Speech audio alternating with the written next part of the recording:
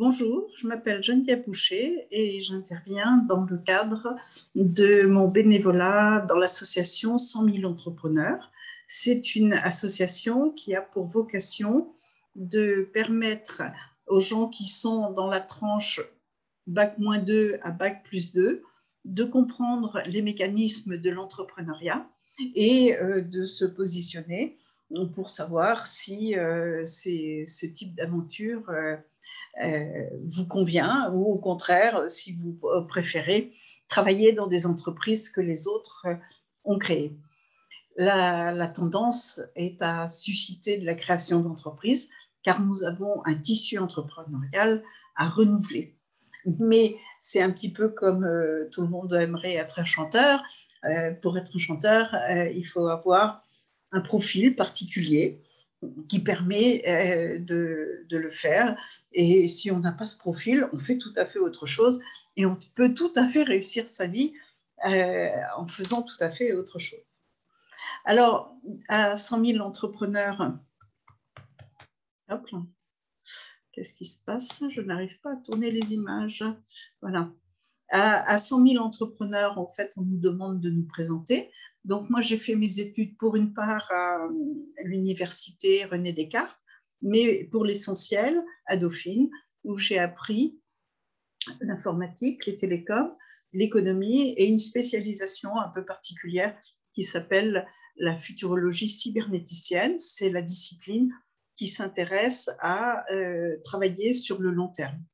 Alors, quand j'ai commencé à travailler, je me suis retrouvée à France Télécom, où j'ai eu cette chance absolument inouïe d'arriver au bon moment, puisque c'était l'époque où nous jetions les bases de l'industrie du numérique en France. Ce qu'il faut savoir, c'est que dans les années 80, la France et le Japon étaient les deux leaders mondiaux de cette industrie, pour des raisons qu'on pourra raconter plus tard.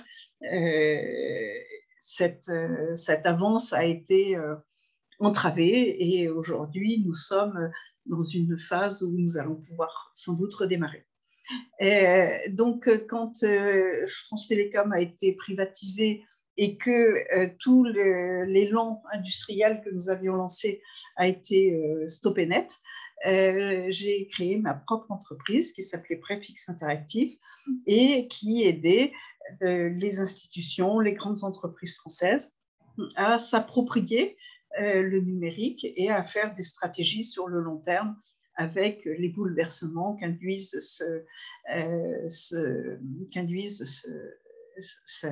cette arrivée du numérique. Et puis, pour des questions familiales, cette fois-ci, j'ai vendu ma société et j'ai un cabinet qui est beaucoup plus centré sur le management de l'innovation, bien entendu avec une dimension numérique, mais comme le numérique est partout, je m'occupe de management de l'innovation. Alors sinon, j'ai une vie associative aussi. J'ai été à l'origine de la création de Dauphine Business Angel. On parlera tout à l'heure de ce que sont les angels, mais quand nous nous sommes créés, nous étions un des tout premiers clubs français à nous lancer dans l'aventure. Je suis par ailleurs la vice-présidente de Forum Athéna, qui est un think tank qui est basé qui existe depuis 15 ans maintenant et dont le thème de travail est la souveraineté numérique. Inutile de vous dire qu'en ce moment, nous avons beaucoup à faire. Et puis, ma spécialisation dans la futurologie cybernéticienne, donc, qui est dédiée au long terme, fait que je suis très active dans une autre association qui travaille sur le monde de demain et qui s'appelle la Fabrique du futur, qui travaille en synergie avec la Cato de Lille, les banques des territoires, l'ENA, des tas de gens. Alors, un mot sur la futurologie cybernéticienne, parce que c'est le cœur de mon métier et des entreprises dans lesquelles j'interviens. Donc, il y a 4 métiers qui s'intéressent au futur. Le plus ancien, c'est la voyance. Les 3 autres datent du début du XXe siècle. Il y a les prévisions qui sont faites avec des données et qui sont efficaces sur une période de 0 à 3 ans. Ensuite, il y a la prospective qui est faite avec des scénarios et qui est efficace sur une période de 3 ans à 5 ans. Et enfin, il y a la futurologie cybernéticienne qui, elle, s'intéresse au long terme, 30 ans, 60 ans, 90 ans, 120 ans et plus dans certains cas. Et la différence entre la prospective et la futurologie, c'est qu'en futurologie, on travaille sur le long terme en s'affranchissant de tout le quotidien. Et au contraire, on s'intéresse qu'aux données que nous fournissent les scientifiques en matière de géologie, de climatologie, d'anthropologie, d'économie et plein d'autres, de géopolitique et de plein d'autres paramètres. Et nous regardons comment une situation donnée va aller se confronter aux évolutions que nous pressentons compte tenu des progrès technologiques en cours, de l'accélération du paysage géopolitique ou de plusieurs autres paramètres. Voilà. Alors, aujourd'hui, créer une entreprise, c'est devenu une nécessité pour la zone euro dans laquelle nous sommes et pour la France en particulier. On vous le raconte beaucoup dans la presse et on va voir en gros pourquoi.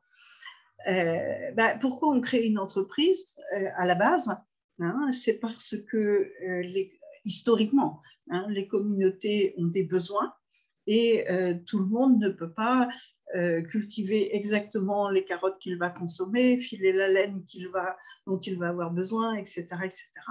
Donc, on s'organise. Il y en a qui filent la laine, il y en a qui cultivent les carottes, il y en a qui font des roues de charrette et des tas de choses comme ça. Et c'est en faisant qu'on fait des progrès. Et on essaye de satisfaire les besoins de la communauté, mais on essaye de faire sans arrêt des progrès. Et grâce à ces progrès, nos meilleurs produits, nous pouvons les vendre à d'autres communautés. Et c'est comme ça que fonctionne l'échange. La vie est une affaire d'échange. Quand les échanges deviennent difficiles, la vie devient difficile. Donc, on a besoin de sociétés pour faire vivre, pour que la communauté vive en elle-même, qu'on essaye d'avoir un minimum de suffisance. La crise nous a permis de voir qu'on avait des grosses lacunes en matière d'autosuffisance, mais en créant des surplus et de manière à être en interaction avec les voisins. Donc, l'entrepreneuriat, c'est une affaire sociale, économique, mais surtout une affaire de progrès. Alors, dans les manuels aujourd'hui, pour créer une entreprise, on va vous expliquer qu'il y a pas mal d'étapes. Et effectivement, ce que je vais dire, c'est encore valable aujourd'hui. Au départ, il y a un créateur d'entreprise qui a une idée ou deux personnes qui, en discutant, ont une idée. Et donc, qu'est-ce qu'elles vont faire? Elles vont regarder l'intérêt de cette idée. Est-ce que si je fais ça, quel est l'impact sur l'environnement? Qu'est-ce que ça change pour les uns et les autres ou pour le vivant qui est autour de moi? Donc, on part d'une idée et on creuse un petit peu l'idée avec cette démarche de l'impact. Et puis, à un moment donné, on dit je crois que mon idée, elle est bonne, il faudrait que je passe à l'acte.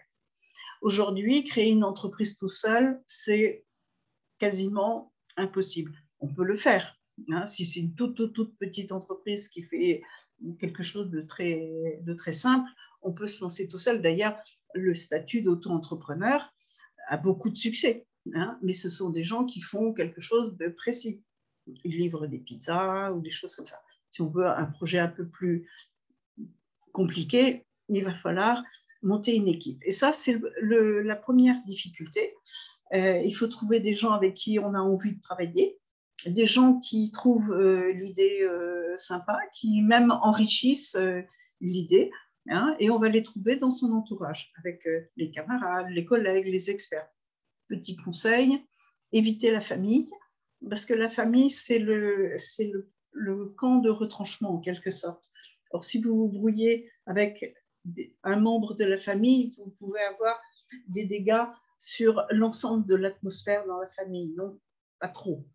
Mais le monde est vaste Et comme vous êtes des gens épanouis, vous avez suffisamment de relations pour trouver comment rencontrer des gens et faire affaire avec eux.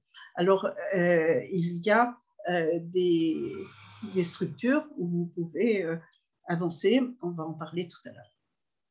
Et une fois que l'équipe est montée, on essaye d'avoir des compétences complémentaires. Il y en a un, il est plutôt commercial, l'autre, il est plutôt gestionnaire, l'autre, il est plutôt ingénieur, et puis l'autre, il est, etc., etc. Ça dépend de l'ampleur du projet, évidemment. Hein.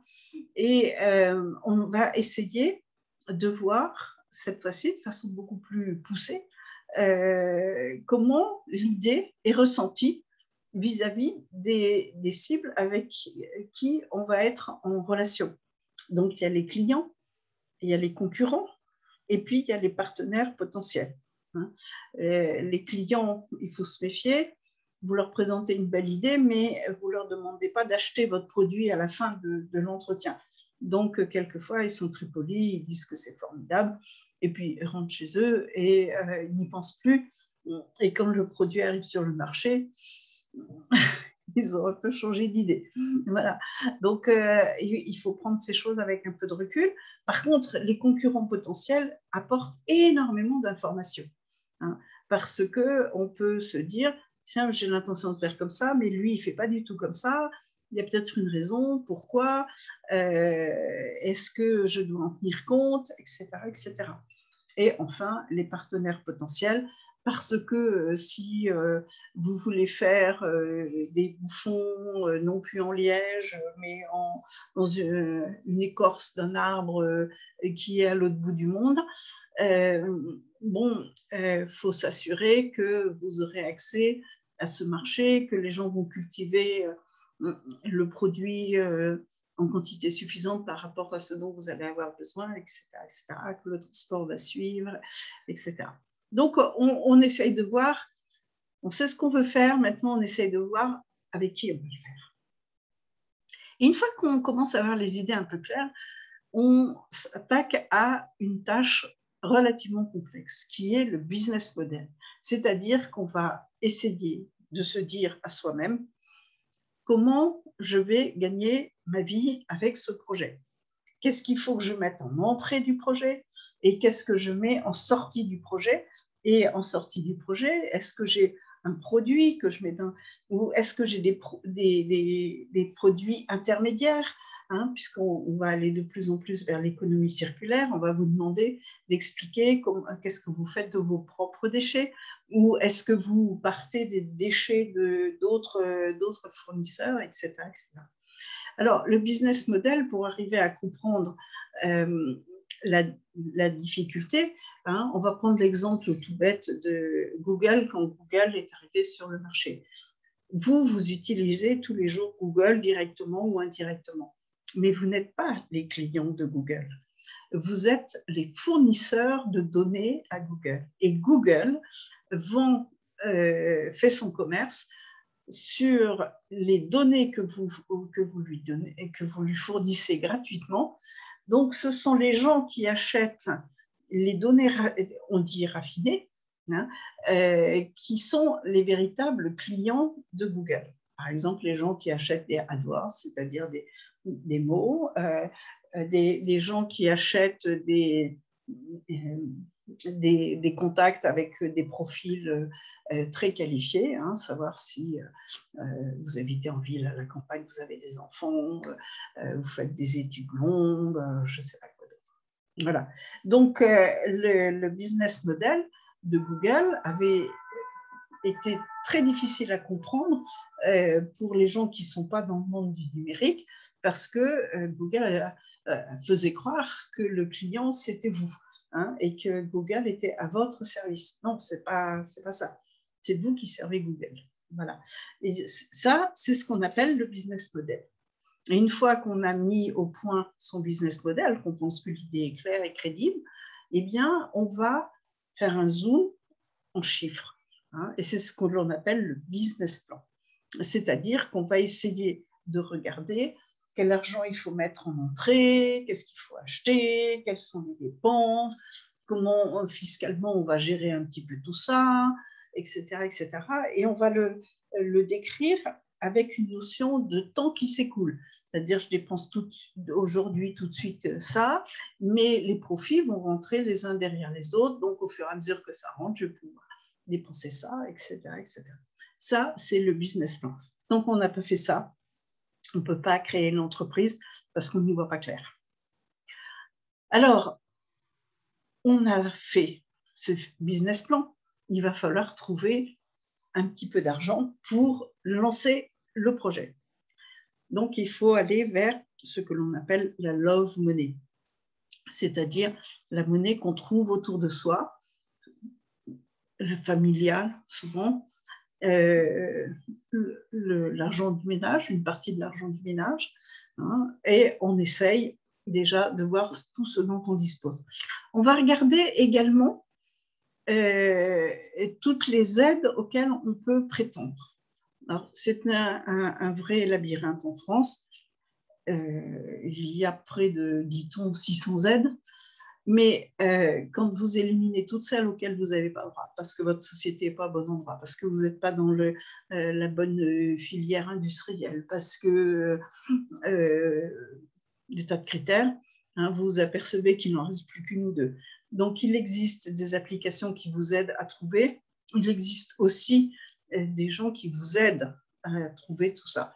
Donc, il vaut mieux mettre ceinture et bretelles, s'intéresser à ces gens-là et faire aussi des recherches sur Internet. Et puis, il y a une troisième voie qui est très intéressante, qui est en fait le coach, le mentor, enfin, vous l'appelez comme vous voulez.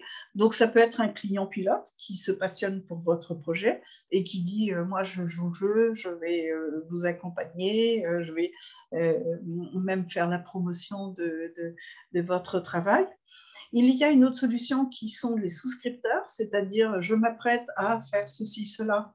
Est-ce que vous voudriez bien souscrire et en contrepartie, vous serez servi à vous tout le monde, vous aurez la garantie à vie ou des choses comme ça. Et puis, il y a les investisseurs. Donc là, on va revenir un petit peu plus longuement sur les investisseurs. Alors, une fois qu'on a quand même trouvé la petite somme qui permet de démarrer, il va falloir démarrer. Donc, on va conclure des accords avec les partenaires parce que jusqu'à maintenant, on a dit ouais, je sais, je peux me procurer ça ici et puis le faire transporter de cette manière-là, etc. Là, si on décide d'y aller, il va falloir y aller sérieusement avec des contrats qui vous lient et qui vous lient à vos partenaires. Donc, on commence les choses un petit peu plus engageantes. Évidemment, le minimum, c'est de régler les détails. Par exemple, avoir un logo, avoir un petit bout de site internet, avoir une adresse. Alors justement, à propos de l'adresse, l'offre peut sembler pléthorique. En réalité, elle est très segmentée. Il y a en gros trois filières. Il y a la pépinière, qui est en fait un hôtel qui héberge des startups. Les startups alors chaque startup a son bureau et a accès à toute l'infrastructure qui permet de fonctionner, c'est-à-dire Internet, un photocopieur, une hôtesse à l'accueil qui permet de prendre les messages, les colis qui arrivent ou des choses comme ça. Donc, la pépinière, quand on rentre, le loyer est très léger. Et puis, petit à petit, le loyer monte. Et au bout de 3 ans, en réalité, vous payez plus que le marché, et c'est fait exprès, parce que vous payez le loyer de ceux qui rentrent. Donc, on essaye de faire en sorte que les gens sortent de la pépinière au bout de 3 ans pour laisser la place à d'autres qui arrivent. Mais vous n'êtes pas fichu à la porte, mais vous payez un loyer de plus en plus cher. Donc, on est motivé pour bouger. Ensuite, il y a les incubateurs. Alors, les incubateurs, ils ont des locaux, mais ce n'est pas des locaux dans lesquels l'entreprise est hébergée. Les incubateurs, ils ont pour vocation de vous aider dans toutes ces démarches qu'on a évoquées et qui sont quand même assez compliquées. Et également, les meilleurs d'entre eux, on va dire, vous donnent accès à toutes sortes de bases de données auxquelles vous n'auriez pas accès par vous-même. hein. Or, pour faire des études marketing ou pour faire son business plan, il faut avoir accès à des données assez précises sur la fiscalité, sur l'import-export, etc., etc. Donc, quand on prend l'option incubateur, il faut en plus traiter soi-même le problème des lieux. Alors aujourd'hui, avec le télétravail, on a découvert qu'on savait travailler chez soi et qu'on n'avait pas besoin de bureaux à jet continu. Et c'est ce qui fait le succès des tiers-lieux, qui sont des bureaux que l'on loue juste pour la quantité que l'on consomme. Et donc, on les choisit en général pas trop loin de chez soi. L'avantage d'utiliser les tiers-lieux, surtout si on a un incubateur, c'est que on est en contact avec des gens qui ne sont pas que des startups, mais qui font des tas d'autres choses. Et au niveau contact, c'est assez intéressant. Donc, il n'existe pas une solution, mais des solutions qui se chevauchent. Et par rapport à votre projet, à l'équipe que vous avez montée autour de vous, il faut choisir la formule qui vous va le mieux. Alors, on est vraiment en train de passer à la phase active. Il y a un petit côté purge, hein, on va dire quand même gentiment comme ça. Eh bien, il va falloir s'occuper de créer la réalité administrative de votre entreprise. Dès l'instant où elle est créée, elle devient un agent économique qui a droit à des aides, mais qui doit payer un certain nombre d'impôts, de taxes et de charges. Donc, il y a la structure même de l'entreprise, hein, et là, il existe plusieurs structures. Il faut regarder celle qui convient le mieux à l'activité que vous voulez avoir et les perspectives d'évolution que vous imaginez. Ensuite, il y a, et c'est la conséquence directe, c'est tous les aspects fiscaux. La structure de l'entreprise va avoir une incidence fiscale tout à fait importante. Donc là aussi, il faut se faire accompagner. Et il y a deux grandes voies pour le faire, soit passer par un cabinet d'experts comptables, soit passer par un centre de gestion.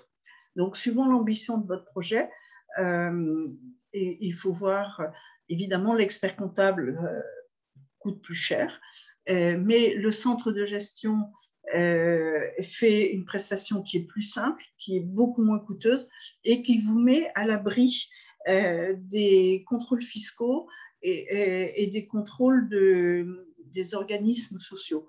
Donc, il faut regarder quel est l'intérêt de passer par une structure ou une autre. Et évidemment, il faut ne pas oublier de traiter toutes ces questions en faisant attention à la protection sociale et patrimoniale des gens qui sont dans l'équipe de départ. Alors, on est prêt à vendre, on est prêt à produire, donc on est prêt à vendre. Dans un premier temps, on va faire ce qu'on appelle un POC, Proof of Concept, preuve de concept. Et ensuite, on va faire un passage à l'échelle. Et le passage à l'échelle fait que le POC, on avait pu aller au marché acheter 3 kilos de fraises, 3 kilos de cerises et 3 kilos de framboises. Et on a pu faire ça avec les petits fonds qu'on a rassemblés. OK, c'est bon. Mais évidemment, si on s'aperçoit que c'est bon, les recettes sont bonnes, le packaging est OK, tout est OK, donc on commence à voir à qui on va vendre, par qui on va vendre, etc. Très rapidement, vous allez vous trouver à continuer à produire des confitures de fraises, de framboises et d'abricots ou je ne sais pas quoi d'autre, mais puis en allant au marché chercher un sac de fraises ou un sac de framboises. Il va falloir faire le passage à l'échelle. Eh bien, pour faire ce passage à l'échelle, il va falloir financer la croissance. C'est la première étape de financement de la croissance. Alors, il y a deux formules pour faire ce passage à l'échelle. Il y a l'emprunt et le capital.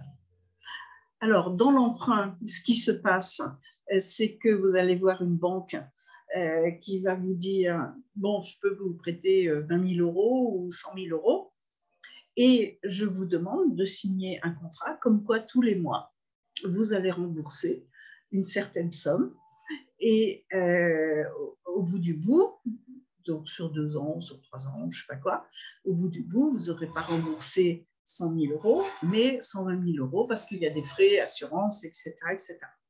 Il faut savoir que si vous interrompez les remboursements, la banque est assez puissante.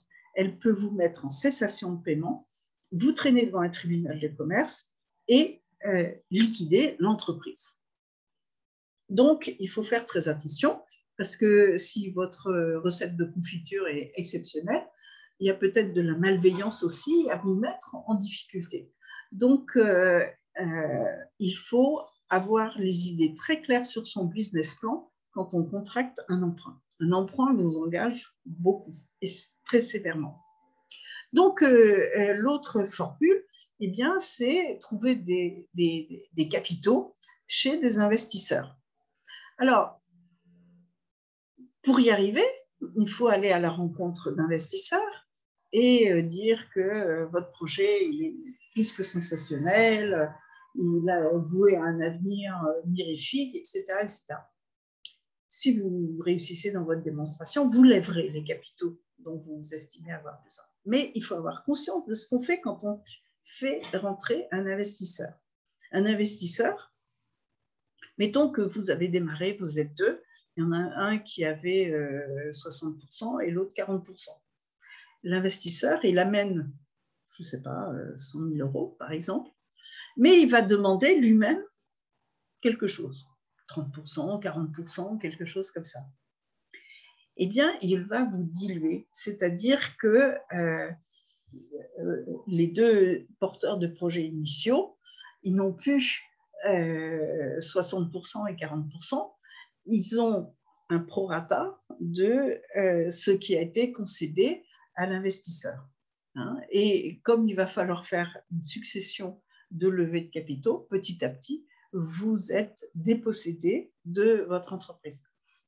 C'est contrariant parce que c'est vous qui avez pris les premiers risques, c'est vous qui avez eu l'idée, c'est vous qui avez créé la dynamique pour que l'entreprise existe. Et puis à la fin, au bout du bout, c'est un capitaliste qui vient prendre les clés de la maison. Hein. Mais en même temps, vous savez que vous ne pouvez pas trop faire autrement parce que faire un emprunt quand on est une toute jeune entreprise, c'est quand même très risqué.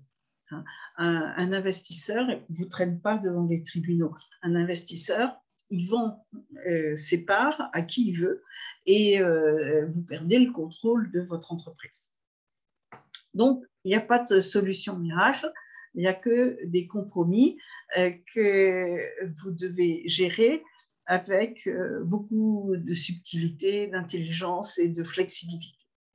Alors, il y a une question très importante, c'est quelle est la somme que je recherche? Parce qu'il est inutile de chercher beaucoup plus que ce dont vous avez besoin, pour les raisons qu'on vient d'évoquer. Donc, il faut que vous vous posiez clairement la question de ce que vous voulez faire, donc de quelle somme vous avez besoin pour faire ce projet, mais il faut être capable d'expliquer comment vous allez le dépenser. Et là, vous allez enrichir votre business plan pour bien décortiquer les mécanismes de dépenses. C'est ce qu'on appelle le plan de brûlage. Et puis, vous allez mettre en évidence la façon dont votre entreprise va faire du profit et donc rassurer soit votre banquier, soit vos investisseurs. Alors, il existe plusieurs sortes d'investisseurs et ils correspondent à des besoins différents. Le plus basique, c'est le crowdfunding, les crowdfunders. Donc, ce sont des plateformes qui vous aident à rendre votre appel à capitaux publics. Ils vous demandent d'ailleurs de faire vous-même le travail. C'est un petit peu choquant, mais ils vous aident à le faire. Donc, ils vous apportent un réel savoir-faire. Par contre, les contacts, c'est vous qui allez les produire, même s'ils vous donnent des conseils et des coups de pouce pour que ça se passe bien. Avec le crowdfunding, on peut lever assez rapidement des sommes, mais des sommes pas excessivement importantes, genre 250 000 euros, avec une campagne de levée de fonds qui va durer 3 mois et qui aura nécessité 6 mois de préparation. C'est très, très bien. Hein. Ça peut vous sembler très long, 9 mois, vous dites, mais ma boîte, elle a le temps de mourir 3 fois. Oui, mais faire plus vite encore, pour l'instant, je ne crois pas qu'on sache faire. Par contre, évidemment, il y a 2 inconvénients sur lesquels il faut se prémunir. Le crowdfunding fait que vous vous retrouvez avec une petite myriade de porteurs de capitaux, parce qu'en crowdfunding, c'est le public qui est derrière, est limité dans ses investissements. Je crois que c'est 1 500 euros par ménage. Donc, si vous voulez 250 000 euros, évidemment, ça va faire beaucoup de ménages qui vous soutiennent. Et donc, à votre conseil d'administration, vous n'avez pas les 250 000 ménages, vous avez un représentant de la plateforme qui représente l'intérêt de ces 250 000 ménages. Donc, il faut évidemment choisir assez soigneusement sa plateforme. Hein. Elles sont plus ou moins spécialisées, et puis les équipes qui sont dans ces plateformes, il y en a avec qui vous allez avoir un bon contact, une bonne convergence de vues, puis d'autres avec qui ça marche moins bien. Donc, il faut choisir très soigneusement sa plateforme de crowdfunding. Ensuite, vous avez les clubs d'angels. Là aussi, c'est des particuliers, mais des particuliers qui ont en général fini leur carrière et on va accumuler un petit matelas et ont envie de rendre une petite part à la société de façon à ce qu'ils vivent en fait par procuration une aventure supplémentaire. Et ces angels, potentiellement, ils peuvent vous apporter du réseau de relations, du savoir-faire, de l'accompagnement face aux difficultés, parce qu'en général, ils s'intéressent beaucoup à toutes les questions managériales et les questions de gestion. Et c'est là où leur rapport en relation s'avère souvent très utile et très apaisante. Hein, parce que, quand même, ce que je suis en train de vous décrire, quand vous le vivez sur le terrain, c'est un petit peu stressant des fois. Voilà. Donc, les clubs d'angels, ça va beaucoup moins vite. Quand vous faites une levée de fonds, c'est souvent pas avec un seul club angel, mais plusieurs. Et il faut beaucoup pitcher. Alors, le pitch dans le monde de la création d'entreprise, c'est le petit exposé très concis que l'on fait chaque fois qu'on est amené à rencontrer des investisseurs potentiels. Et quand vous rencontrez des difficultés pour lever des fonds, souvent les start-upers me disent « Oh là, je suis devenu un pitchman, je pitch toute la journée ». Et là, quand il pitch toute la journée, il faut faire attention. Le chef d'entreprise, il est là pour faire tourner son entreprise. Hein, et si la chose financière prend toute son énergie, son entreprise ne va pas bien fonctionner. Donc, il y a quelque chose qui cloche. Le pitch ne va pas, il ne s'adresse pas aux bons investisseurs.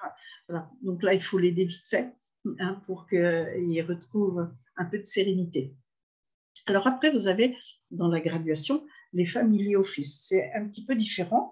Ce sont des familles qui ont des grandes fortunes et qui mettent une petite part de ces fortunes dans l'innovation. Mais évidemment, les family office, elles gèrent des grosses fortunes. Hein.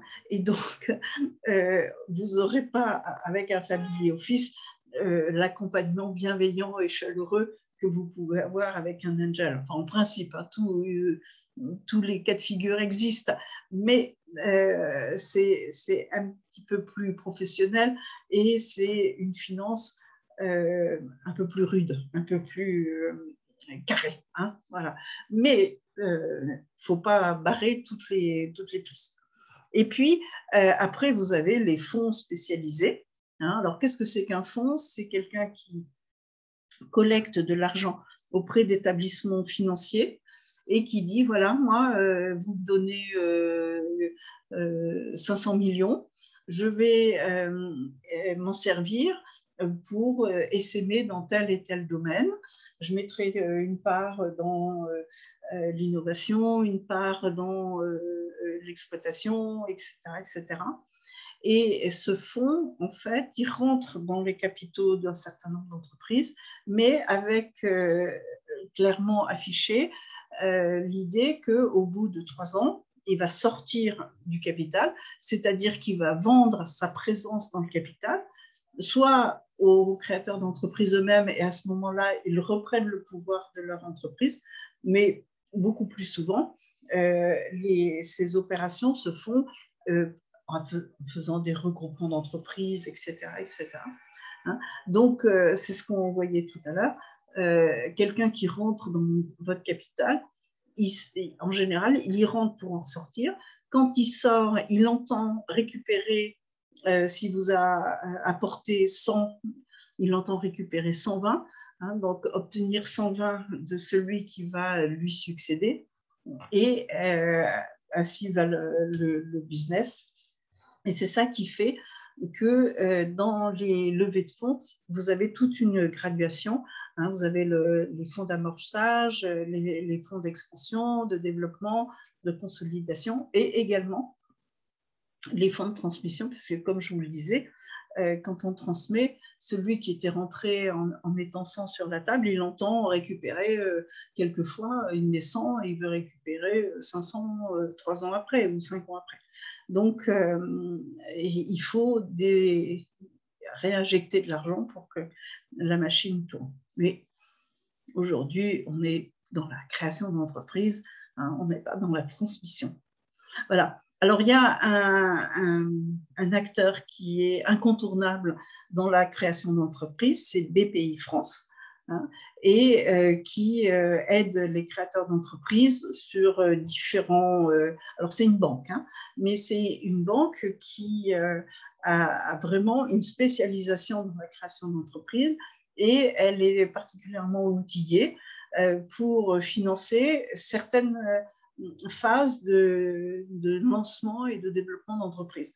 Donc, elle peut financer des travaux de recherche sur un procédé de production, sur un mode de commercialisation, sur la mise au point d'un modèle d'affaires, un business plan dont on a parlé tout à l'heure, sur l'utilisation de technologies innovantes, sur des retombées sociales et environnementales. C'est ce qu'on appelle la RSE. Donc, il faut aller les voir et bien comprendre qu'ils vont financer quelque chose de précis, ils ne font pas l'entreprise en général. Alors, la chose très particulière qui correspond à votre génération, c'est que la création d'entreprise est en profonde mutation. Parce que si au XXe siècle, notre challenge, c'était de créer des entreprises puissantes qui allaient aller à la conquête des marchés mondiaux, le XXIe siècle, on change complètement le modèle. L'objectif, c'est d'avoir un tissu entrepreneurial créatif et réactif composé d'une série d'entreprises qui sont en interaction les unes avec les autres et adossé à un vivier de start-up qui fait qu'on peut renouveler sans arrêt au fur et à mesure que les technologies évoluent, que les marchés évoluent, que plein de choses évoluent. Et pourquoi on en arrive à cette architecture-là? Il y a toute une série de raisons, mais en particulier, il y a ce que l'on appelle l'économie circulaire. Et l'économie circulaire induit l'introduction d'une notion qui est complètement nouvelle, qui n'est pas du tout au point et pour lequel nous n'avons pas les institutions pour bien faire fonctionner le concept. Mais ce qu'on sait, c'est que ce concept, on le veut et on va le mettre au point. Hein, c'est ce qu'on appelle les entreprises à mission, qui s'inscrivent dans une pensée plus générale qu'on appelle le RSE, la responsabilité des entreprises. C'est-à-dire que jusqu'à maintenant, quand vous créiez une entreprise, on enregistrait que vous allez faire des confitures dans un pot en verre. Progressivement, on va vous dire, d'accord, vous créez des confitures dans un pot en verre, comment vous recyclez le verre, comment vous recyclez les épluchures de vos pommes et de vos abricots, etc. etc. Hein, et donc, comment vous vous insérez dans l'écosystème, dans la chaîne de valeur de l'économie circulaire dans laquelle vous vous inscrivez. Et puis, il y a une deuxième modification extrêmement importante qui va se dessiner, qui n'est pas encore totalement perçue, mais qui est déjà à la manœuvre. C'est que jusqu'à maintenant, l'activité productive connaissait uniquement la satisfaction des besoins primaires des individus, c'est-à-dire se nourrir, se loger, se soigner, se déplacer, échanger, etc. Progressivement, nous allons avoir une économie qui va se compléter avec un autre volet qui est cette fois-ci développer le bien commun. Pour le moment, nous ne savons pas trop comment financer le développement du bien commun, mais le développement du bien commun devient la source de compétitivité des nations. Donc, on est forcément obligé d'aller vers des nouveaux espaces économiques qui ont des modes de fonctionnement radicalement différents de ceux que l'on connaît dans l'économie productive. Cet espace, on l'appelle l'économie contributive et il concerne et il s'intéresse à la famille, le savoir, l'innovation, la démocratie et la spiritualité. Pour l'instant, vous ne pouvez pas vraiment créer d'entreprise dans ce secteur-là, alors que c'est dans ce secteur-là qu'il y a le plus d'initiatives à prendre. Donc, forcément, étant donné qu'on va produire moins mais mieux et surtout beaucoup plus efficacement et que le consommateur lui-même va essayer de consommer moins mais mieux et d'être plus efficace dans sa manière de participer au recyclage, il va bien falloir réorienter les capacités d'initiative des individus pour qu'on puisse développer ce bien commun qui devient notre source de compétitivité. Donc voilà, tout ça pour dire la création d'entreprise, c'est vraiment des aventures extraordinaires. On a déjà pas mal fait pour sécuriser les projets de création d'entreprise. On a encore beaucoup à faire et on a également beaucoup à évoluer dans les mécanismes financiers et dans les mécanismes sociaux pour aller dans ces zones de l'économie qui vont être à explorer. Je voulais parler de l'économie contributive. Je vous remercie. À bientôt.